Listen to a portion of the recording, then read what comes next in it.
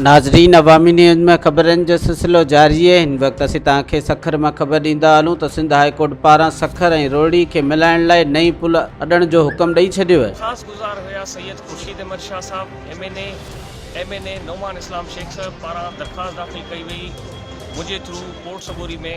उन दरख़्वास्त में इहो मौक़िफ़ इख़्तियार कयो कि लैंसडाउन पंहिंजी मुदत पूरी करे चुकी आहे। तक़रीबन 127 साल पुराणी पुल आहे जेकी सखर ऐं रोहड़ी खे हिकिड़ी ई पुल आहे। उन मुदत पूरी करे चुकी आहे। वफ़ाक़ सरकार 2016 में वाइदो कयो त असां सखर को रोहड़ी हिकिड़ी ॿी नई पुल तामीर कराई वेंदी। 2016 को 2020 ताईं पुल तामीर कई कोन वई, जंहिंजे करे मुश्किलातूं सखर ऐं रोहड़ी जो आम खे तमामु घणी मुश्किलातूं थियूं।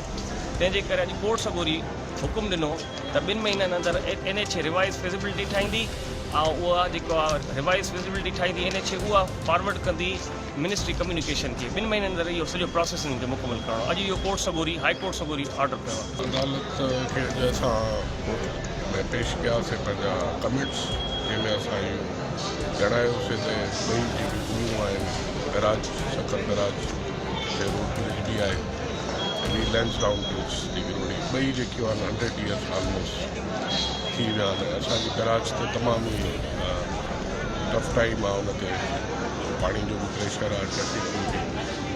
असां उहे कमिट्स ॾिनासीं त असांखे कोई एतिराज़ न आहे जेतिरो जल्दी थी सघे गराज या ब्रिज जेकी आहे उहा ठाही। मज़ीद खबरों और तफसीलात के लिए विजिट करें हमारी वेबसाइट www.awamiNewsHD.com।